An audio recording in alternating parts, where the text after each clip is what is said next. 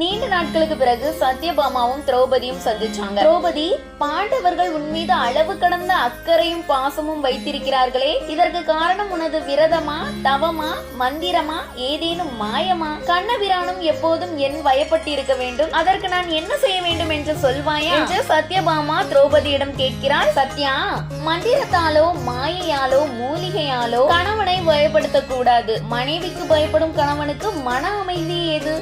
அமைதி இல்லை என்றால் இன்பம் தான் ஏது? பாண்டவர்கள் ஐவரும் என்னை சுற்றி வர காரணம் என்னிடம் சிறிதும் கர்வம் இல்லை, ஆசையும் இல்லை, சினமும் இல்லை, பொறாமை அறவே இல்லை. என் கணவன்மார்கள் உணவின்றி இருந்தால் நானும் அவ்வாறே பட்டினி இருப்பேன். என் கணவர் சத்தியம் தவறாதவர், நானும் அவ்வாறே உண்மையை கடைபிடிக்கிறேன். இதுபோல நீயும் நடந்து கொண்டால் உன் கணவரான கண்ணபிரான் உன்னை விட்டு நீங்கவே மாட்டார் என்றாள் பாஞ்சாலி. சத்யபாமா திரௌபதியின் அறிவு சார்ந்த பேச்சை கேட்டு அந்த இடத்திலிருந்து போனாங்க.